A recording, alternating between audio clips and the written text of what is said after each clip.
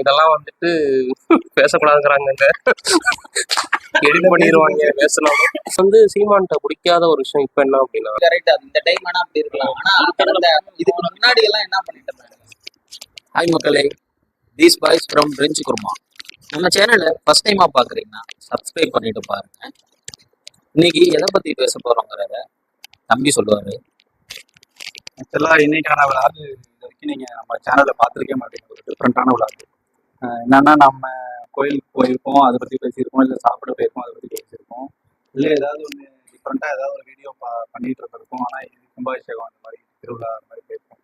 ஆனால் இந்த வீடியோ முழுக்க டிஎன், அதாவது தமிழ்நாடு சட்டமன்ற தேர்தலை பற்றி தான் பேச போகிறோம். ஆக்சுவலாக இன்னைக்கு தோத்தாலும் ஜெயிச்சாலும்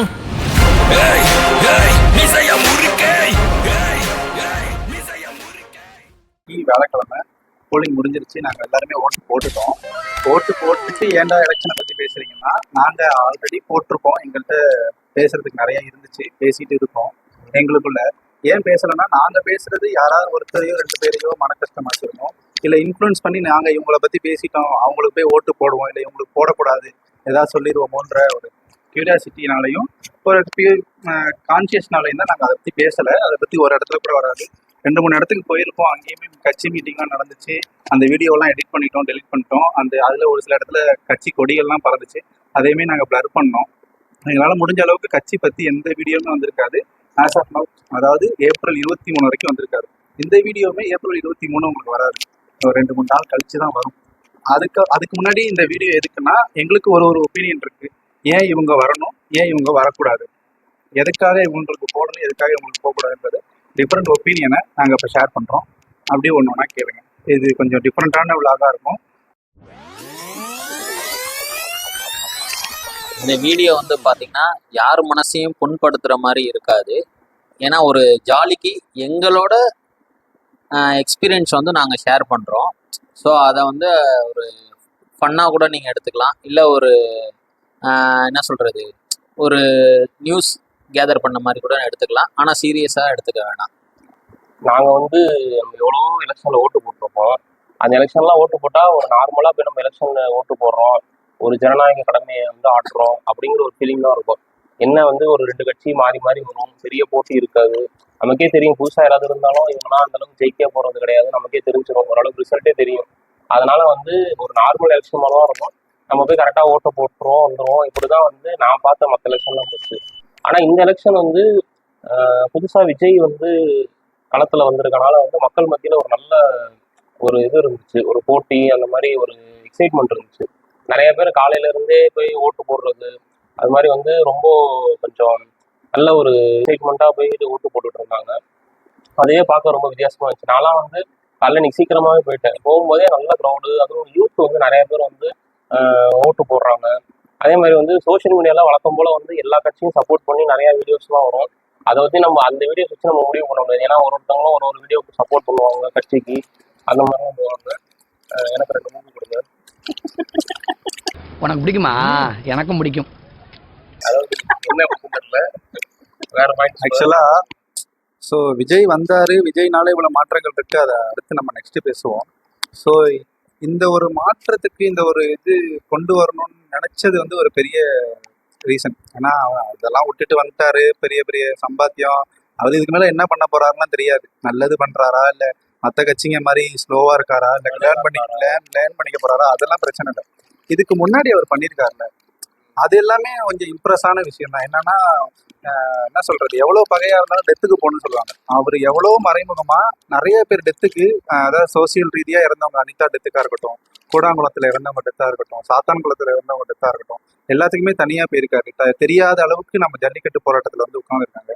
ஒரு ஆளு தனி மனுஷன் பப்ளிசிட்டிக்காக அவன் படிச்ச பிள்ளைங்களுக்கு நோட்டு, பேனா, பென்சிலு, கேஷ் ப்ரைஸ் கொடுக்கணும்னா அவன் எப்படி வேணா கொடுத்துருக்கலாம். ஏன் 16 மணி நேரம் நிக்கணும் அந்த அவ்வளோ பெரிய மனுஷன்? 16 மணி நேரம் நின்று வரவங்களுக்கெல்லாம் போட்டோ கொடுத்து சிரிச்ச முகத்தோட ஒருத்தரை கூட கை தட்டி விடாம எங்கெங்கெல்லாம் இருக்காங்க, எங்கெங்கிருந்து வந்திருக்காங்க, அவங்கள ரெஸ்பெக்ட் பண்ணணுன்ற ஒரே ஒரு காரணத்துக்காக 16 மணி நேரம் நின்றுருக்காரு. ஸோ அவர் செஞ்சதை வச்சு நம்ம வேல்யூ பண்ணணுன்றதுக்காக தான் இவரை கொண்டு வரோம். சரி, இவரை கொண்டு வந்துட்டோம், அதை ஒதுக்கி வச்சிருவோம். இவர் வேணாம். ஏன் இவங்க வேணாம்? 5 வருஷத்துல இவங்க என்ன பண்ணாங்க? கொலை, கொள்ளை, என்னென்னமோ பண்ணியிருக்காங்க. அடுத்து மண் திருட்டு, மழை திருட்டு, மாஃபியா, பாட்டிலுக்கு 10 ரூபா, என்னென்னமோ நடந்திருக்கு. வாரிசு அரசியல்ன்றாங்க. எனக்கு ஒரே ஒரு சின்ன கொஷின் தான். வாரிசு அரசியல்ன்றாங்க, அது அவங்களுக்கு காதுபட கேட்குது. நீங்க வாரிசு அரசியலை பிரேக் பண்ணுங்க. ஏன்னா நான் நல்ல அமைச்சர் தானே நேரு, அவர் ஒரு 6 மாசம் இல்லை 1 வருஷம் உட்கார வைங்க முதலமைச்சர். உங்களால முடியுமா? முடியாது. இல்லை வேற யாராவது, துரைமுருகன் உங்களோட சீனியர் துணை முதலமைச்சர்னு நீங்க அவங்க உதயநிதி ஸ்டாலினே சொல்றீங்க. ஸோ அவரை விட சீனியர் துரைமுருகன், அவரை வைங்க டெபுட்டி சிஎம்மா. முடியாது இல்லை. அப்ப நீங்க மன்னராட்சின்றதை ஒத்துக்கிட்டு தானே பண்றீங்க. ஸோ இதெல்லாம் ரீசன்னால தான் இவர் வேணாம். ரெண்டாவது, அடுத்து நம்ம அப்படியே ஏடிஎம்கேக்கு வருவோம். ஏடிஎம்கே மட்டும் இருந்துச்சுன்னா எங்களுக்கு ப்ராப்ளம் இல்லை. ஏடிஎம்கேவோட அலைன்ஸ் தான் எங்களுக்கு ப்ராப்ளம். இவங்க வரக்கூடாதுன்றதுக்கான காரணம் இவ்வளவுதான். அவங்க வரணுன்றதுக்கான காரணமும் நிறைய இருக்கு. ஏன்னா அவரு ஜல்லிக்கட்டு போராட்டத்துக்கு முன்னெடுத்து நின்னாரு. கொரோனா காலகட்டத்துல நல்லபடியா செஞ்சாரு, நல்ல மீட்டெடுத்தாரு. எவ்வளோ இந்த கேஸ் தட்டுப்பாடு இருந்துச்சு, ஹாஸ்பிட்டல் தட்டுப்பாடு இருந்துச்சு, பெட் தட்டுப்பாடு இருந்துச்சு, எல்லாத்தையும் கொண்டு வந்து சேர்த்து தமிழக மக்களும் ரொம்ப துரிதமா காப்பாத்தினாரு. அதுலலாம் எடப்பாடியை அடிச்சுக்கவே முடியாது.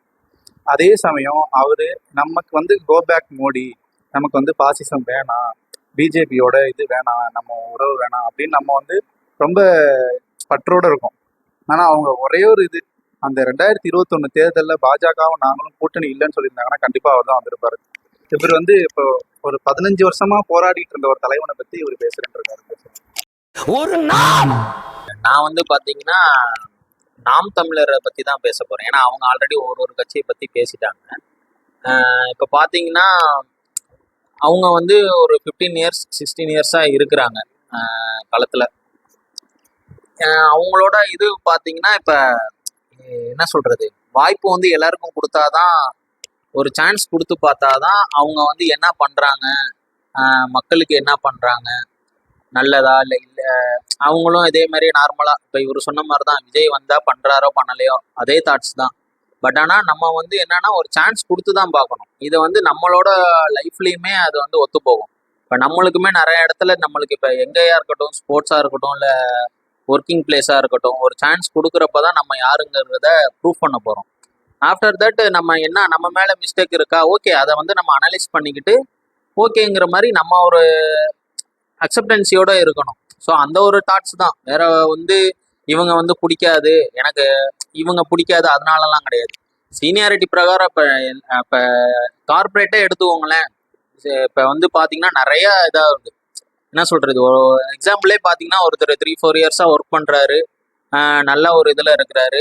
பட் ஆனால் அதுக்கு பேக்ரவுண்டில் இப்போ புதுசாக ஜாயின் பண்ணுற ஜூனியர்ஸ்க்கு வந்து பார்த்தீங்கன்னா பேக்கேஜும் அதிகமாக இருக்கும், ப்ளஸ் வந்து போஸ்டிங்கும் பார்த்தீங்கன்னா ஒரு இதாகவே கொடுப்பாங்க, ஓரளவுக்கு நல்ல ஒரு லெவல் பண்ணி தான் கொடுப்பாங்க. ஸோ அதெல்லாம் கம்பேர் பண்ணுறப்ப பார்த்தீங்கன்னா ஸோ அதுதான் ரொம்ப ஒரு அஃபெக்ட் ஆகும். நான் இங்கே வந்து ஒரு இதாக தான் இருக்கிறேன், என்னோட ஒர்க்கு என்னால் முடிஞ்ச பெஸ்ட்டை நான் பண்ணிக்கிட்டு தான் இருக்கிறேன்.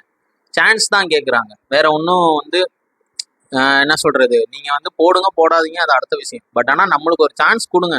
ஏன் அந்த 2 கட்சிக்குள்கிட்டயே போயிட்டு விழுறீங்கிற மாதிரி தான் மைண்ட் செட்டு. அவரும் பார்த்தீங்கன்னா எவ்வளோ எஃபோர்ட் போட்டு என்ன சொல்றது, நிறைய ஸ்ட்ரைக்லாம் இன்வால்வ் ஆகியிருக்காரு. மணல் திருநது, சாத்தான்குளம், அப்புறம் அந்த ஐடியாலஜி வந்து பார்த்தீங்கன்னா நல்லா ஒரு பெட்டரா இருக்கும். வந்து ஒரு போராடுவார் மனுஷன். சரி, இந்த ஏதோ ஒரு இஷ்யூ ஆகுது, ஏதோ ஒரு இடத்துல வந்து இப்போ ரீசெண்டாக கூட திருநெல்வேலியெல்லாம் பார்த்தீங்கன்னா 12th பொண்ணு, சின்ன பொண்ணு 11th or 12th அந்த பொண்ணை வந்து பாலியல் பலாத்காரம் பண்ணி வெட்டியோ ஏதோ சம்திங் ஏதோ இது பண்ணி கொண்டுட்டாங்க. ஸோ அதெல்லாம் கூட அவர் வந்து ஒரு இது என்ன சொல்றது, ஒரு சப்போர்ட்டிவாக தான் பேசினாங்க. இன்னொன்று வந்து பார்த்தீங்கன்னா இப்போ இவங்க வந்து இன்கேஸ் ஆட்சிக்கு வந்தாங்கன்னா ஒரு சில விஷயம் நல்லா இருக்கும். இப்போ நாங்கள் இன்கேஸ் ஆட்சிக்கு வந்தோம், ஆட்சி பிடிக்கிறோன்னா தரமான கல்வி, இலவச மருத்துவம், தரமான குடிநீர், உங்களுக்கு வந்து இலவசமாகவே எல்லாமே உங்களுக்கு கொடுக்குற மாதிரி. ப்ளஸ் வந்து பார்த்தீங்கன்னா அதில் ஹைலைட்டே பார்த்தீங்கன்னா நான் எதில் இம்ப்ரெஸ் ஆனேன்னா, இப்போ பொண்ணுங்க பாலியல் வன்கொடுமை அது மாதிரி பண்ணுறாங்கன்னு வச்சுக்கோங்களேன், அது வந்து பொய்யோ இல்லை வந்து அந்த இடத்துல ஸ்பீச்சுக்காண்டி சொன்னதோ தெரில, ஆனால் அது வந்து பயங்கர இம்பேக்ட் ஆனிச்சு. என்னன்னா பார்த்தீங்கன்னா என் பொண்ணுங்க மேலே எவன் கை வச்சாலும் அந்த பொண்ணோட என்ன சொல்கிறது உடல் அடக்கம் செய்யறதுக்கு முன்னாடியே அவனிங்களை வந்து சுட்டு கொண்டுருவேன், ஏதோ ஒரு இதில் அவனை வந்து உயிரை எடுத்துருவேன் ஒரு தண்டனை கொடுத்து. ஸோ அதெல்லாம் பார்க்குறப்ப பார்த்தீங்கன்னா நல்ல ஒரு இதாக தான் இருந்துச்சு. அப்படி இன்னொன்று வந்து பார்த்தீங்கன்னா இலவசங்கிறது பார்த்தீங்கன்னா இலவசம் நம்மளுக்கு கொடுக்க தேவையில்லை. ஏன்னா இப்போ வந்து பார்த்தீங்கன்னா நம்ம வந்து உழைக்கிறோம், நம்ம ஃபேமிலியை நம்ம தான் பார்த்து இது பண்ணுறோம். ஸோ நம்மளுக்கு வந்து அன்றாட வாழ்வில் என்ன தேவை? சொன்ன மாதிரி தான் தரமான குடிநீர், இலவச மருத்துவம், தரமான கல்வி, இது எல்லாமே கொடுத்துட்டா போதுமே. ஆட்டோமேட்டிக்காக அதான் தரமான மருத்துவம், இலவசமா, இது மூணுமே நம்மளுக்கு என்ன இது. ஏன்னா நம்ம வந்து பார்த்தீங்கன்னா வேலைக்கு போகிறோம், அட் த சேம் டைம் வந்து ஒவ்வொரு ஸ்டேஜ் இருக்குல்ல, ரிச்சு, அதாவது பணக்காரங்க, ஏழைங்க, இன்னும் அதுக்கு கீழே இருக்கிற ஏழைங்கன்னு ஒரு கேட்டகரி அவங்கள நம்மளாவே பிரித்து வச்சுருக்காங்க இந்த கேட்டகரிஸ்லாம். ஸோ அதுக்கு வந்து பார்த்தீங்கன்னா இந்த தரமான மருத்துவங்கிறது வந்து அமௌண்ட்டு தான் நம்மளுக்கு வந்து எல்லாத்துக்குமே ஒரு நீடாக இருக்குது. ஸோ அது இந்த 3 இதுவும் பார்த்தீங்கன்னா ரொம்ப இம்பேக்ட் பண்ணுது. அந்த அமௌண்ட்னால நிறைய பேர்த்தோட கல்வி வந்து ஸ்பாயில் ஆகிருக்குது, ஃபேமிலி சுச்சுவேஷன். ஈவன் வந்து பார்த்தீங்கன்னா இப்போ ஏதோ ஒரு ஹெல்த் இஷ்யூ, அது ஒரு பயங்கர செலவாகும், அந்த மாதிரி இஷ்யூனால பார்த்தீங்கன்னா படிப்பு வந்து ஸ்பாயில் ஆகுது. ப்ளஸ் வந்து பார்த்தீங்கன்னா நிறையா வந்து குக்கிராமம் லைக் ராம்நாடு அந்த லைன்லாம் பார்த்தீங்கன்னா உங்களுக்கு வந்து வாட்டருங்கிறதே கிடையாது. உங்களுக்கு வந்து பார்த்தீங்கன்னா அங்கிட்டு நல்ல தண்ணிங்கிறதே கிடையாது. நான் இதெல்லாம் பார்த்துருக்கேன். ஒரு வீடியோஸ் பார்த்தப்ப பார்த்தீங்கன்னா ஒரு பாட்டிமா வந்து ஒரு குடத்துல தண்ணி எடுத்துகிட்டு வந்துட்டு வைக்கிறாங்க. தண்ணியே பார்த்தீங்கன்னா அவ்வளோ கலங்களாக இருக்குது. கிட்டத்தட்ட எப்படி நம்ம சோத்து கஞ்சி செய்வோம், சோறு வடிச்சதுக்கு அப்புறம் கஞ்சி இருக்கும்ல, அந்த மாதிரி கலர்ல இருக்குது. ஆனால் அதுக்கு வந்து அது ஏதோ ஒரு கொட்டை ஏதோ சொன்னாங்க, அதை போட்டு அதை வெள்ளை துணியில கட்டி போட்டு வச்சோம்னா அது 1/2 hour 1 hourக்குள்ள வந்து அது நல்லா பியூரிஃபை ஆயிடும். வாட்டரோட இம்பேக்ட் வந்து பயங்கரமா ஆயிடுது. அது எதனாலனா இப்போ வந்து எதனால, இப்போ காவேரி தான் நம்மளுக்கு பக்கத்துலேயே இருக்குது. ஆனால் அது எதனால அஃபெக்ட் ஆகுதுன்னா மணல் தான். மணல் பயங்கரமா கண்ணுக்கு தெரிஞ்சு போன எலெக்ஷன்ல எல்லாம் பார்த்தீங்கன்னா ஜெயிச்ச உடனே டிஎம்கே ஜெயிச்ச உடனே ஓப்பன் ஸ்டேட்மெண்ட்டாக விடுறாரு. அடுத்த இதுலேயே பப்ளிக் முன்னாடி சொல்றாரு என்ன தெரியுமா, நீங்க வந்து தாராளமா ஆத்துக்கு போகலாம், மணல் எடுங்க, யாராச்சும் எது சொன்னாலும் அந்த ஆபீசரை என்னை பார்க்க சொல்லுங்க, பேச சொல்லுங்க, நான் பாத்துக்கிறேன் அப்படிங்கிற மாதிரி ஓப்பன் ஸ்டேட்மெண்ட்டே விட்டார். அதெல்லாம் அப்ப எவ்வளவு பெரிய இது பாருங்க. அப்ப வந்து மக்கள் வந்து அப்ப வந்து எல்லாத்தையும் அக்செப்ட் பண்ணிக்கிற மாதிரி தானே ஆகுது. அப்ப நீங்க என்ன வேணாலும் பண்ணலாம். ஸோ இந்த ரீசன்காண்டி தான் நான் வந்து, அதாவது இந்த நாம் தமிழர்ல வந்து கொஞ்சம் அவங்க இது நல்லா இருக்கும், கொஞ்சம் ஈடுபாடும் எனக்கு கொஞ்சம் அதிகமா இருக்கு. நாங்க வந்து இன்னைக்கு வீடியோ போடுறதே எப்படின்னா, எலெக்ஷன்லாம் முடிஞ்சு போச்சு, எல்லாருமே மக்கள் வந்து அவங்க ஓட்டெல்லாம் போட்டாங்க, எல்லாம் முடிஞ்சிச்சு. நாங்க வந்து இவங்களுக்கு அவங்களுக்குலாம் ஃபேவரா பேசல. நாங்க வந்து எங்களுக்குள்ள ஃப்ரெண்ட்ஸுக்குள்ள வந்து நமக்கு என்ன இண்டிவிஜுவலா ஒரு கருத்து இருக்கு, என்ன மனசுல எங்களுக்கு பட்டுது அப்படின்னு தான் சொல்றோம். ஆல்ரெடி இது எல்லாரும் அவங்கவுங்களுக்கும் ஒரு ஒப்பீனியன் இருக்கும், அவங்க வந்து அதெல்லாம் முடிச்சிருப்பாங்க. உங்களோட ஒப்பீனியன் இருந்தாலும் நீங்கள் கமெண்ட்ஸில் சொல்லுங்கள், இல்லை பர்சனலாக எங்களுக்கு ஃப்ரெண்ட்ஸ் இருந்தீங்கன்னா நீங்கள் எங்களை காண்டாக்ட் பண்ணி நீங்கள் பேசினது தப்புடா அப்படின்னு கூட நீங்கள் எங்களை வான் பண்ணலாம். அதுக்கான உரிமை உங்களுக்கு இருக்குது. ஏன்னா இது கருத்து சுதந்திரம் உள்ளது, சோஷியல் மீடியாவில் தான் நம்ம பேசிகிட்டு இருக்கோம். ஸோ இப்போ வந்து இப்போ ஃபுல் அண்ட் ஃபுல் நாம் தமிழரை பற்றி பேசிட்டாரு. ஸோ நாம் தமிழர் ஏன் வேணான்னு நான் சொல்கிறேன். ஸோ இப்போ ஒரு ஆஃபீஸ் எடுத்துக்கிறோம், இல்லை ஒரு கார்பரேட், இவர் சொன்ன மாதிரி ஒரு கார்பரேட் கம்பெனி எடுத்துக்கிறோம், இல்லை ஒரு ஃபேக்ட்ரி எடுத்துக்கிறோம். அங்கே வந்து நம்ம வந்து என்ன சொல்கிறது, ஒரு பெரிய 2 கை இருக்குது. ஸோ அந்த கையை தான் மாற்றி என்ன பண்ணுறது, ரூல் பண்ணிட்டு வர்றது ஃபேக்ட்ரியில். ஒரு யூனியன் லீடராக இருக்கணும், இவர் போனால் அவர் போனால் இவர். ஆனால் அவனை எதிர்த்து ஒருத்தன் கேள்வி கேட்டுகிட்டே இருக்கான், 10 வருஷமாக கேள்வி கேட்டுகிட்டே இருக்கான், 15 வருஷமாக கேள்வி கேட்டுகிட்டே இருக்கான், அவனுக்கு ஒரு வாய்ப்பும் தரமாட்டேங்கிறாங்க அப்படின்னு ஒரு கேரக்டர் இருக்குன்னு வச்சுக்குவோம்.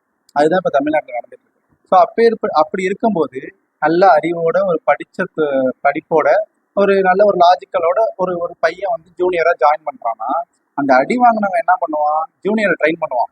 மேலே 2 பேர் இருக்காங்கடா, அவங்கள நீ இப்படி தான் ஹேண்டில் பண்ணணும், நீ அவனை வந்து டேக்கிள் பண்ணி நீ அந்த இடத்துக்கு வரணும்டா, ஏன்னா 15 வருஷமா எனக்கு எந்த இதுவுமே கிடைக்கல, நீ தான் அடுத்து அவங்களை ஹேண்டில் பண்ண போற, உனக்கு நான் இதெல்லாம் சொல்றேன், அவங்களோட வீக்னஸ் எல்லாம் சொல்றேன், நீ பெரிய ஆளாவான்னு அவன் என்ன பண்ணிருப்பான், அந்த பாதிக்கப்பட்டவன் என்ன பண்ணிருப்பான், ஜூனியரை ட்ரெயின் பண்ணிருப்பான்.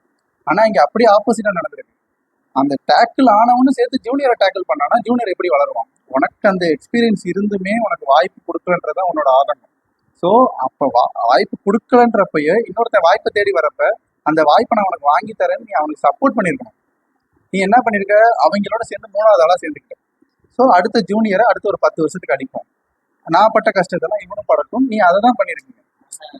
இல்ல அரசியல்னாலே என்ன சொல்றது, பக்கத்துல இருக்கிறவங்களே நீ இப்ப வந்து என்ன நினைப்பாங்கன்னா, இல்ல ஆக்சுவலா போஸ்டிங் இது இப்ப அரசியலுக்குன்னு வந்துட்டோம்னா இல்ல இவன் வந்து அது என்ன சொல்றது, இவனை கண்டுக்கவே கூடாது.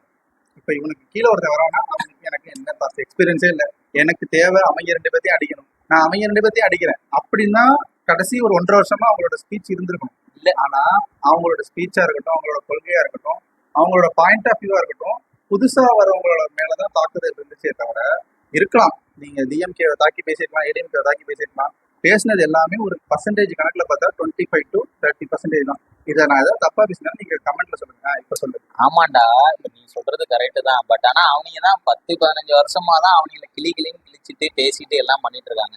இப்ப ஆப்போனன்ட் வந்துட்டா அப்புறம் நம்ம வந்து நம்ம சைடு உள்ள பாசிட்டிவா தான் பாக்குறாங்க. ஓகேவா? நெகட்டிவிட்டிங்கிறது எல்லா சைடுமே இருக்கும்.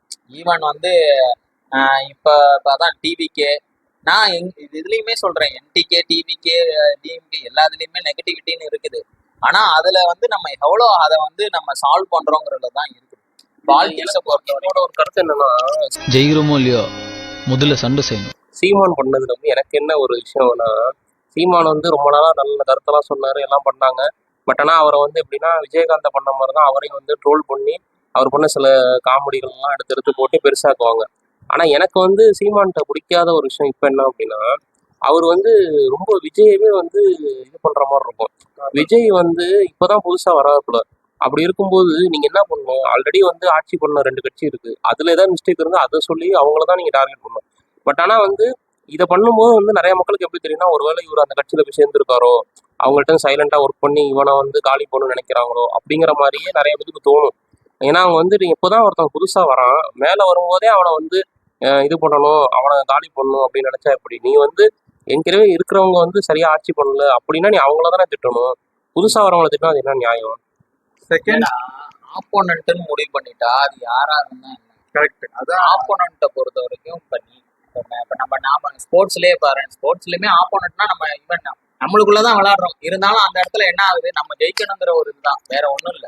அது மத்த கட்சியை வச்சு ஒன்றும் பெருசா திட்ட மாதிரி தெரியல. மத்த கட்சியே நீ சொல்றது கரெக்ட், அது இந்த டைம் வேணா அப்படி இருக்கலாம். ஆனா கடந்த இதுக்கு முன்னாடி எல்லாம் என்ன பண்ணிட்டு இருந்தாங்க? சரி, நெக்ஸ்ட் சீமானோட பெரிய ஒரு என்ன சொல்றது நம்பிக்கையே, என் மக்கள் என்னைய பார்க்க வரும்போது சரி, நான் உங்களை பார்க்க வரும்போது சரி, எனக்கு செலவு பண்ணாதீங்க, என் தம்பிங்க அப்படி பண்ணியிருக்க மாட்டாங்க, என் தங்கச்சிங்க அப்படி பண்ணியிருக்க மாட்டாங்க, எளிமையா இருங்க, நானும் எளிமையா உங்களை வந்து பாக்குறேன், எளிமையா நம்ம கூட்டத்தை போடுவோம், எளிமையா செய்வோம்.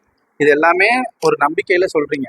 ஏதாவது ஒண்ணு தப்பு நடந்துருச்சுன்னா ஸ்டேஜ்லயே கேட்குறீங்க, கண்டிக்கிறீங்க, நீ அப்படி பேசக்கூடாது, நீ அப்படி செஞ்சிருக்க கூடாது, கீழே இறங்கி போய் சண்டை போடுறீங்க, எல்லாமே பண்றீங்க. ஆனா உங்க கட்சியில இருக்கிற ஒரு சாட்டை திருமகனே இருக்கட்டுமே, அவரு அவ்வளவு இழிவா பேசுறாரு. அவரை நீங்க ஒரு வார்த்தை கூட கண்டிக்கலையே. ஒரு கேண்டிடேட்டை அவர் மன வளர்ச்சி குன்றியவர்னு சொல்றாரு, அவருக்கு மென்டல் ஆயிட்டாருன்றாரு. ஒரு கேண்டிடேட்டை அவங்களோட வாக்குறுதியா இருக்கட்டும், அவங்களோட என்னமோ இருந்துட்டு போட்டோம், அதை நீங்க விமர்சனம் பண்ணுங்க, ஆனா கொச்சப்படுத்தக்கூடாது. ஸோ பட்டுப்புடவை வாங்கி தரேன்னு சொல்றது அவனோட இஷ்டம். ஸோ மல்லிகைப்பூ வாங்கி தருவியா, அவன் பொண்டாட்டிக்கு என்ன தேவைனாலும் நீ போய் செய்வியா? அப்பனா அந்த ஸ்டேட்மெண்ட்டை வன்மையா கண்டிச்சிருக்கணும்ல சீமான். அதையும் பார்த்துட்டு இருக்காரு. ஸோ சாதாரணமா ஒரு பூவை தூக்கி போட்டதுக்கே எங்க பசங்க இப்படிலாம் பண்ணியிருக்க மாட்டாங்க அப்படின்னு சொன்னது ஒரு இடத்துல சொல்லியிருக்காரு. அது ஆக்சுவலா டிஎம்கேக்காக வெயிட் பண்ண ஒரு கேம்பெயின். இவங்க முன்னாடி வந்ததுனால இவங்க மேல அந்த மலரை தூக்கிட்டாங்க. அப்பயே அவருக்கு சுருக்குன்னு இருக்கு, எங்க தம்பிங்க எல்லாம் இப்படி பண்ண மாட்டாங்க. ஸோ உன் கட்சியிலேயே உன் கூடையே இவ்வளவு வருஷம் பயணிச்ச ஒருத்தன் இப்படி பேசியிருக்கானா அவனை நீ உடனே கண்டிச்சிருக்கணும்ல, ஏன் பண்ணல? அதுதான் நம்மளோட கொஸ்டின். இப்போ கடைசி 6 மாசமா ரொம்ப என்ன சொல்றது, அவரோட ஐடியாலஜிய, அவரோட ஸ்பீச்சும் அவர் கூட இருக்கவங்களும் மறைச்சிட்டாங்க. இதுதான் உண்மை. இன்ஃபேக்ட் விஜய் வரலன்னா இவங்க இவ்வளவு வளர்றாங்க, இவ்வளவு உருட்டுறாங்கன்றது எங்களுக்கு தெரியாம போயிருக்கும். இதுதான் உண்மை. இப்ப விஜய் வந்து விஜய் நீங்க தாக்கி பேசியிருக்கீங்கன்றதுனாலதான் நாங்க உங்களை அனலைஸ் பண்றோம். நீங்க பேசினது எல்லாத்தையும் எடுத்து பாக்குறோம். பசங்க எல்லாத்தையும் ட்ரோல் பண்றாங்க. இது சாதாரண இது எலெக்ஷன் கிடையாது, சோசியல் மீடியாவோட ஒத்துப்போன எலெக்ஷன். அதாவது நியூஸ் பேப்பரை பார்த்துட்டோ இல்ல நியூஸ் சேனலை பார்த்துட்டோ கருத்து கணிப்பை பார்த்துட்டோ இங்க யாருமே போல. விஷயம் என்னன்னா, நிறைய பேர் வந்து யங்ஸ்டர்ஸ் வந்து இப்போ அரசியலை வந்து ஒத்து கவனிக்கிறது காரணமே வந்து விஜய் உள்ள வந்ததுனாலதான். விஜய் வந்து வந்தனால இப்போ எல்லாருமே வந்து அரசியல் பேசுறாங்க, எல்லாரும் அவங்கவுங்க கட்சி என்ன செய்யுதுன்னு பார்த்தாங்க. அந்த மாதிரி வந்து எல்லாருக்குள்ளேயுமே ஒரு இன்வால்மெண்ட் அதிகமா இருக்கு. இதுவே இப்போ விஜய் வரல அப்படின்னா இது ஒரு ஜஸ்ட் அனதர் எலெக்ஷன் அப்படிதான் இருந்திருக்கும். எல்லாம் வழக்கம் போல அரசியல் தெரிஞ்சவங்க பேசியிருப்பாங்க, தெரியாதவங்க வழக்கம் போல வந்து ஒரு எலெக்ஷன் அப்படின்னு சொல்லிட்டு பேர் ஒரு ஓட்டை போட்டுருவோம் அனுபவம். இன்னும் சில பேர் வந்து ஓட்டே போட மாட்டாங்க. இந்த சென்னையில இருக்கிற கொஞ்சம் அப்பர் கிளாஸ் மக்கள்லாம் வந்து ஒரு நாள் கவர்மெண்ட் ஹாலிடே கிடச்சுன்னு சொல்லிட்டு நிம்மதியாக வீட்டில் சாப்பிட்டுட்டு படுத்து தூங்கியிருப்பாங்க. இப்போ டிவி பார்த்துருப்பாங்க, நெட்ஃப்ளிக்ஸில் படம் பார்த்துருப்பாங்க, அப்படியே ஓட்டியிருப்பாங்க. அது வந்து ஒரு மக்களோட ஒரு இதுவே இல்லை. அதாவது இதை நம்ம கரெக்டாக செய்யணும், நம்மளோட கடமை இது பண்ணணும், அப்போ தான் வந்து நல்ல கட்சி ஆட்சிக்கு வரும், ஒரு ஓட்டுமே முக்கியம் அப்படிலாம் வந்து அவங்க மக்கள் எல்லாருக்குமே வந்து இந்த வருஷம் வந்து கொஞ்சம் அதெல்லாம் உணர்ந்து நிறைய பேர் வாக்களிச்சிருக்காங்க.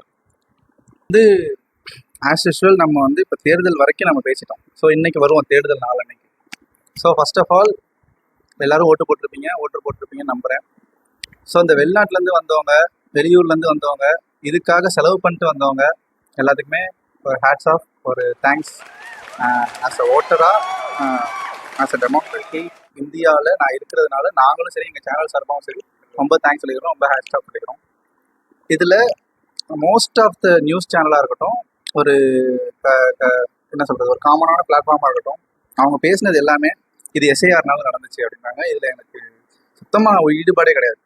ஏன்னா ஒருத்தன் வந்திருக்கான், அவன் கான்ஃபிடென்ட்டாக சொல்கிறான், நீங்கள் ஊருக்கு வாங்க, டிக்கெட் போடுங்க, முன்னாடி நாளே போயிருங்க, இது நான் என்னால் தான் ஓட்டு சதவீதம் இன்க்ரீஸ் ஆகுன்றது அது 100% உண்மை. 9 மணி நேரம் நிலவரப்படி போன எலெக்ஷனில் 2021 15% தான் போலிங் ஆயிருக்கு, 13% தான் போலிங் ஆயிருக்கு 2021. ஆனால் 2026 17.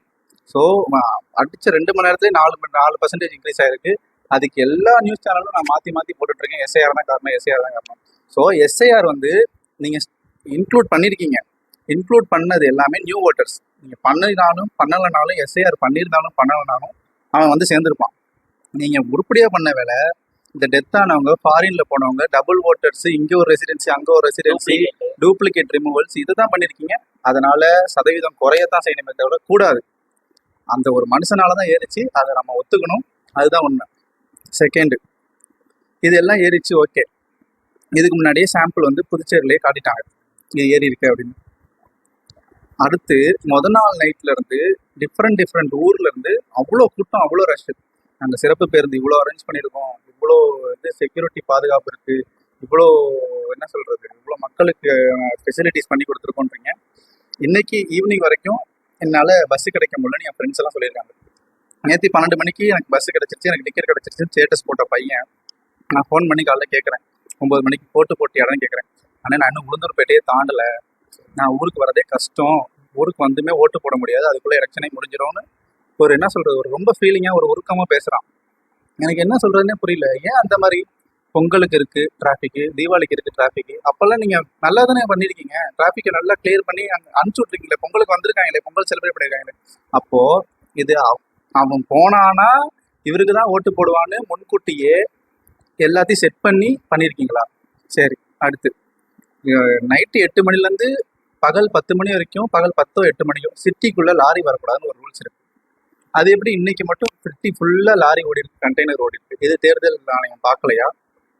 இல்லை ஃபுல்லான பஸ் எதுவுமே மூவ் ஆகலை, இது பார்க்கலையா? இல்லை நார்மல் டேஸில் இருக்கிற ரேட்டை விட அதிக ரேட்டு ஆம்னி பஸ் எல்லாம் வச்சுருக்கு. ஸோ தீபாவளி பொங்கலுக்கு ஸ்டாலின் சார் என்ன சொல்லியிருப்பாரு, இந்த ரேட்டை தான் ஃபிக்ஸ் பண்ணணும், இந்த ரேட்டில் தான் பஸ்ஸு போகணும், இந்த ரேட்டில் தான் ப்ரைவேட் பஸ்ஸஸ்லாம் இயங்கணும்னு சொல்லியிருக்கீங்க. ஸோ எலெக்ஷன் டேஸ் அன்னைக்கு ஏன் அந்த ரூல்ஸை போடல? ஸோ அப்போ போகக்கூடாதுன்னு போடலையா, இல்லை இதை பற்றி மறந்துட்டீங்களா? அதுவும் ஆக்சுவலா இந்த எலெக்ஷன்ல மட்டும்தான். இது வரைக்கும் ஆக்சுவலா இது மாதிரி நான் பார்த்தது இல்லை. இந்த எலெக்ஷன் தான் ரொம்ப கெடுபிடியா இருக்குது. ஏன்னா என்ன சொல்றது, பயங்கர சப்போர்ட். யங்ஸ்டர் வந்து இப்போ போடணும், இந்த யங்ஸ்டரோட எலெக்ஷன் ஓட்டர் ஃபர்ஸ்ட் ஓட்டு போடுறவங்க எல்லாம் வரணும், அவங்களுக்கு வந்து விழிப்புணர்வு கொண்டு வரணும், எஸ்ஆர்ஐ வேலை செய்து எல்லாம் சொல்றீங்க. அவங்க தவிக்கிறாங்களா இங்கெல்லாம் பக்கத்துல? அவங்கள கொண்டு வரதுக்கு உங்களோட வழி என்ன? லாரியில வரானுங்க. நம்மளுக்கு தெரிஞ்சு சென்னை மட்டும்தான். அப்ப பாத்துக்கோ, இவ்வளவு ஸ்ட்ரகிள் ஆகுறது சென்னை நம்மளுக்கு ஃப்ரெண்ட்ஸ் சொல்லவோ இல்ல இதுல ஃப்ரெண்ட்ஸ் நிறைய பேர் நடக்குது. அதெல்லாம் நியூஸ்ல வரவே இல்லை.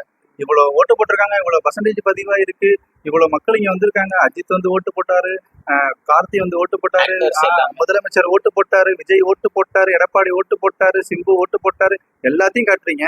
ஓட்டு போடணும்னு நினைக்கிற மக்கள் அங்க போய் ரோட்ல நிக்கிறாங்க. அதை ஏதாவது ஒரு நியூஸ் சேனல் கவர் பண்ணீங்களா? எல்லாமே சோசியல் மீடியால தான் வந்து மீடியாவுமே வந்து எல்லாமே ஒரு சில கட்டுப்பாட்டுல தான் இருக்கு. நியூஸ் சேனல்னு பாத்தீங்கன்னா அது ஒரு சில ஆளுங்கட்சிகள் அவங்களோட பவர் இருக்கு. சில நியூஸ் சேனல் வந்து நடுநிலை சொல்றவங்க என்ன பண்றாங்க, இதெல்லாம் வந்துட்டு பேசக்கூடாதுங்கிறாங்க. பயப்படாத, பயப்படாதா. எடிட் பண்ணிடுவாங்க பேசினாலும். நடுநிலையான நியூஸ் சேனலும் வந்து என்ன பண்றாங்கன்னா, இதை நம்ம இந்த கருத்தெல்லாம் சொன்னோம்னா அவங்க நமக்கு பிரச்சனையா இருந்துருவாங்க அப்படின்னு சொல்லிட்டு அதெல்லாம் வந்து வெளியே அவங்க காட்டுறது இல்லை. அதனால வந்து அதெல்லாம் வெளியே மக்களுக்கு தெரியாமலே போயிருது. ஏதோ இந்த மாதிரி பசங்க வீடியோ எடுத்து போடுறது, இப்போ எல்லார் கையிலையுமே செல்போன் இருக்கனால எல்லாரும் அந்த வீடியோ எடுத்து போடுறாங்க. இதெல்லாம் கொஞ்சம் வெளியே ஈஸியா தெரியுது. ஸோ இதையெல்லாம் தாண்டி தான் நம்ம 82% காட்டியிருக்கோம். Last year 73. ஒரு 9% வந்து நம்ம கொடுத்துருக்கோம். 9% கூட கொடுத்துருக்கோம்னா அந்த ஒரு மனுஷனால தான். இது எல்லாமே அக்ரி பண்ணிக்கணும். அக்ரீடுன்னு சொல்றவங்க கீழே வந்து நீங்க என்ன வேணா கமெண்ட் பண்ணுங்க. அக்ரீன்னு கமெண்ட் பண்ணுங்க, நாட் கமெண்ட் பண்ணுங்க, எது வேணா கமெண்ட் பண்ணுங்க, அவங்களுக்கு தெரியட்டும். ஸோ இதுதான் இன்னைக்கான சுச்சுவேஷன். ஸோ எலெக்ஷனுக்கு முன்னாடி நாங்கள் பேச வேண்டியது பேசிட்டோம், எலெக்ஷன் அன்னைக்கும் பேச வேண்டியது பேசிட்டோம். ஆனால் இது எலெக்ஷன் அன்னைக்கு உங்களுக்கு வராது, அதையும் நாங்கள் தெளிவாக சொல்லிட்டோம். இதில் ஏதாவது அப்ஜெக்ஷன் இருந்தாலும் நீங்கள் பர்சனலாகவும் சொல்லலாம், இல்லை கமெண்ட் செக்ஷன்லையும் பண்ணலாம். ஓப்பனில் தான் இருக்கும். அதே மாதிரி வந்து நீங்க எல்லாருமே என்ன நினைக்கிறோம் அப்படின்னா, அரசியல் வந்து நமக்கு சம்மந்தம் கிடையாது, அது அரசியல்வாதிகளோடது அப்படிலாம் நினைக்கக்கூடாது. நம்ம ஒரு மனுஷனுக்குமே அரசியலோட ஒரு தொடர்பு இருக்கு. அதனால வந்து எல்லாருமே அரசியல் பழகுங்க. இவரெல்லாம் வந்து எனக்கு ரொம்ப பிடிச்சது என்னன்னா, இவர் காலேஜ் படிக்கும்போது ஒரு வண்டியில வந்து அரசியல் பழகுன்னு எழுதி வச்சிருப்பாரு. அதனால வந்து எல்லாருமே அரசியல் வந்து நம்ம டே டு டே லைஃப்லயே இருக்கு. அதனால எல்லாமே அரசியல் நல்லா தெரிஞ்சுக்கோங்க. ஒரு இதுலயும் பின்னாடி என்ன இருக்கு அப்படிங்கறத பார்த்து நல்லா டீப்பா யோசிச்சு அதுக்கப்புறம் முடிவு பண்ணுங்க.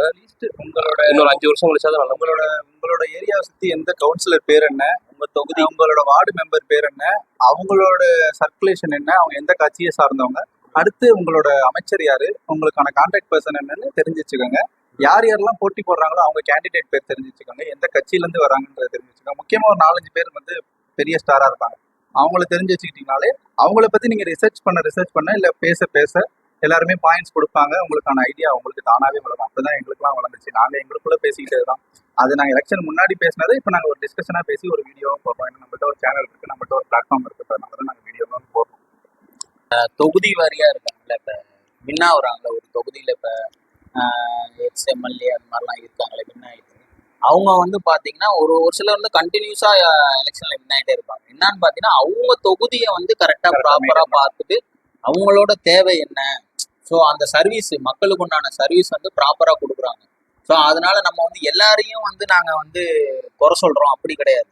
இருக்கிறாங்க அவங்களோட சர்வீஸை ப்ராப்பரா பண்ணிட்டு மக்களுக்கும் அவங்களுக்கு நம்பிக்கை கொடுத்துட்டு ஆட்டோமேட்டிக்கா அவங்களும் ஈவன் எந்த கட்சியா இருக்கட்டும், ஈவன் இப்ப பாத்தீங்கன்னா மணப்பாறை விஜய் பாஸ்கர் இருக்காருல்ல, அவரெல்லாம் விராலிமலை அவரெல்லாம் பாத்தீங்கன்னா பயங்கர போறாரு, சப்போர்ட்டிவா தான் இருக்காரு. அவரு கரூர்ல எம்ஆர் விஜய் பாஸ்கர். ஸோ இது மாதிரி நிறைய பேர் இருக்காங்க, டிஎம்கே எல்லாத்துலயுமே இருக்காங்க. பட் ஆனா அந்தந்த தொகுதியோட அவங்க வந்து ஒரு என்ன சொல்றது, ஆமா இப்ப எங்க ஈஸ்ட்லயுமே சரி, இந்த எலெக்ஷனை பத்தி நான் சொல்லலை. முன்னாடி வரைக்கும் போக்குவரத்து துறை அமைச்சராக இருந்த வரைக்கும் நேரு இருந்தாரு. ஸோ அப்போ வந்து திருச்சியிலே தான் இருப்பார், சென்னைக்கு போகவே மாட்டார். ஏதாவது ஒரு எமர்ஜென்சி சுச்சுவேஷன், கலைஞருக்கு ஏதாவது உடம்பு முடியல இல்லை ஏதாவது ஒரு எமர்ஜென்சி மீட்டிங், அதுக்கு மட்டும் தான் போவார். மேக்ஸிமம் ஒரு 1 வீக் இருப்பார், அப்புறம் திருப்பி திருச்சிக்கு வந்துடுவார். திருச்சி நல்லாவே இருந்துச்சு, செழிப்பாகவே இருந்துச்சு. உடனே காலையில சீட்டு கிடைக்கும், உடனே அந்த கான்டாக்ட் பர்சனை கான்டாக்ட் பண்ணுவார், உங்களுக்கு இதை செஞ்சு கொடுங்கன்னு மெடிக்கல் சப்போர்ட், டெய்லி மீட்டிங் வைப்பார், மக்களோட பேசுவார், ஏரியாவுக்கு வருவார், அவர் புல்லட் எடுத்துகிட்டு சுற்றுவார் ஏர்லி மார்னிங். இதெல்லாம் நடந்துச்சு. இது எல்லாமே அவர் வந்து தொகுதியில் இருக்கிறப்ப நடந்துச்சு. ஆனால் லாஸ்ட் 5 வருஷத்துல இல்லை. இது டிஸ்க்ளைமராகவே நான் சொல்லிக்கிறேன். இருக்கிற சோஷியல் மீடியாவே பார்த்தீங்கன்னா 10 வருஷம் 15 வருஷம் மாதிரிலாம் எதுவுமே கிடையாது. அந்தந்த கருத்துக்களை வந்து அவங்களுக்குள்ளே பேசிட்டு போயிடுவாங்க, இதை நம்ம வெளியவே சொல்ல முடியாது. இப்போ நம்ம வந்து ஈஸியாக உட்காந்து பேசுகிறோம், இது ஒரு 10 பேருக்கு போய் சேருது. அது மாதிரி வந்து எல்லாருக்குமே அடுத்தடுத்த காலங்களில் வந்து மாற்றங்கள் வரும் அப்படின்னு நம்புகிறோம். அதுதான் ஒரே விஷயம்தான். இதில் வந்து எல்லாத்தையும் நாங்கள் பேசிட்டோம், எல்லாமே கவர் பண்ணிட்டோம். எதையாவது விட்டுருந்தோம்னாலும் நீங்கள் எங்களுக்கு ரிமைண்ட் பண்ணுங்கள். ஸோ இதோட இந்த vlogging முடிச்சுக்கிறோம். ஒரே ஒரு விஷயம்தான், நாங்கள் இதில் வந்து பேசணும்னு வந்தது எல்லாத்தையும் பேசிட்டோம். முக்கியமாக கமலை பற்றி நாங்கள் பேசவே இல்லை, ஏன்னா அவரை பற்றி பேசுறதுக்கு ஒன்றுமே இல்லை. ஸோ இதோட நாங்கள் முடிச்சுக்கிறோம். அமுகு டுமுகள் அமால்